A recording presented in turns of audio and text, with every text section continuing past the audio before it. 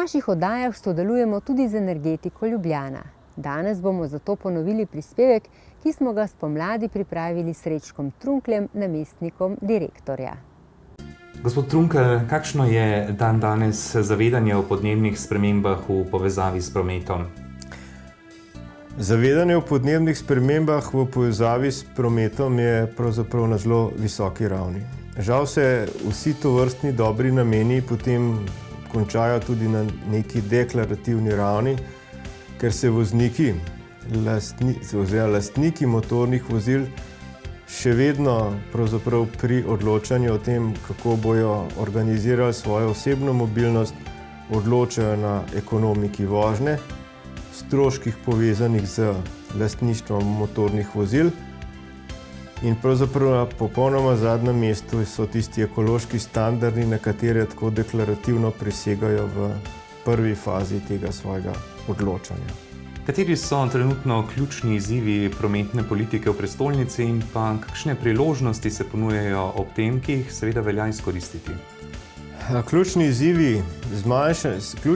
izzivi prometne politike v prestolnici so predvsem temeljijo na tem, da se zmanjša uporaba osebnih vozil v prometu po prestolnici. Tukaj je treba predvsem gledati na to, da se v čim večji meri uporabljajo javna prevozna sredstva in pa v bistvu, da se začne uveljavljati osebna mobilnost, ki ne temelji na uporabi motornih vozil. Seveda je težko v tej fazi reči, da bomo mi enostavno prepovedali uporabo motornih vozil v prestolnici. Veliko lažje je v tej fazi zdaj, v tem prehodnem obdobju, začeti z uporabo nekih motornih vozil, ki uporabljajo kot gorivo neke energente, ki povzročajo bistveno manjše vplivanje na okolje kot pa obstoječi tekoči naftni derivati. Nam lahko mogoče podrobneje predstavite recimo vozila na stisnjen zemeljski plin? Kakšne so njegove prednosti, predvsem okoljske? Ja, vozila na stisnjen zemeljski plin so ena zelo dobra alternativa obstoječi mobilnosti ali pa obstoječim vozilom na tekoče naftne derivate. Ne samo na nivoju neke okoljske vplivanja na okolje, ampak predvsem na tistem nivoju, kjer so lastniki motornih vozil najbolj občutljivi, na osnovi česar se najbolj odločajo o tem, kakšno gorivo in kakšno vozilo bojo uporabljali. Tukaj gre za to, da pravzaprav vozilo na stisnjen zemeljski plin je cenovno dostopno. To je vozilo, ki uporablja enako tehnologijo, kot pa jo uporabljajo vozila na tekoče naftne derivate. Razlika do recimo vozila na stisnjen zemeljski plin je mogoče v škodo tega vozila za 5 do 10% pri višji ceni, odvisno seveda od samega proizvajalca. Druga prednost je cena goriva.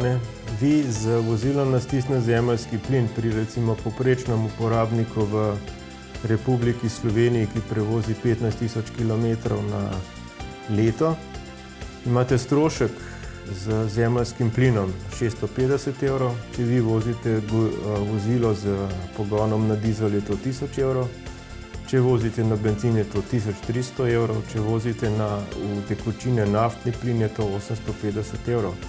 Se pravi, to so tisti ključni elementi, na osnovi katerih se tudi ljudje odločajo o tem, kakšno vozilo bojo kupili in s kakšnim vozilom se bojo potem tudi vozili. In v tem primeru se izkaže, da je vozilo na stisnjen zemeljski plin ekonomsko upravičeno, kadar se uporabniki ali pa lastniki vozil odločajo o tem, kakšno vozilo oziroma kakšno gorivo bojo uporabljali za svojo lastno osebno mobilnost. Ekološko gledano je vozilo na stisnjen zemeljski plin bistveno bolj okoljsko prijazno kot vozila na tekoče naftne derivate. Imamo nižji izpust CO2, nimamo praktično nobenih trdih delcev, nimamo nobenih ostalih škodljivih primesi v teh produktih zgorevanja. Glavna produkta zgorevanja pri uporabi zemeljskega plina sta ogljikov dioksid in pa vodna para. Kje se trenutno nahajamo? Trenutno smo na največji polnilnici stisnjenega zemeljskega plina v Ljubljani, to je na cesti Ljubljanske brigade. To je polnilnica, ki je v osnovi namenjena za polnjenje vozil ljubljanskega potniškega prometa, Snage in pa vseh vozil, ki v Ljubljani uporabljajo stisnjen zemeljski plin. Kako pa je s temi polnilnicami, koliko jih imamo pri nas? V Ljubljani imamo še eno polnilnico na Park and Ridu na Dolgem mostu. V gradnji je polnilnica na Letališki cesti in pa v naslednjem letu bomo postavili še eno polnilnico na Park and Ridu v Stanežičah. Istočasno s tema dvema polnilnicama v Ljubljani obratujeta tudi dve v Sloveniji, ena je na Jesenicah, druga je v Mariboru. V letu 2020 načrtujemo še postavitev dodatne polnilnice v občini Grosuplje. Kaj pa tovorna vozila? Za tovorna vozila smo mi v letu 2017, v decembru 2017, postavili polnilnico utekočinjenega zemeljskega plina. Namreč pri tovornih vozilih je energijska koncentracija na enoto volumna pri CNG-ju prenizka, zato se uporablja predvsem utekočinjen zemeljski plin. To pomeni, da bomo s tem utekočinjenim zemeljskim plinom oskrbovali predvsem tovorni tranzitni promet na relaciji Barcelona-Kijevo. Mi smo s to svojo polnilnico del tega mediteranskega koridorja, kjer imamo polnilnice v Barceloni, potem na špansko-francoski meji, potem polnilnica je v Marseju, v Torinu, v Benetkah in Slovenija je zadnja na tej LNG poti od Barcelone do Kijeva, kjer je možno polniti utekočinjen zemeljski plin. No, danes smo tukaj opazili nad nami tudi drone. Zakaj pravzaprav gre? Droni, to je en del našega sistema, oziroma en del našega katastra. Mi smo drone kupili z namenom, da pravzaprav razširimo ponudbo na območju geodetskih storitev našega katastra. S temi droni mi smo v začetku nameravali predvsem posnemati teren. Želeli smo imeti neke ortofoto posnetke, s katerimi bi lahko potem delali neke osnove za naše projektiranje.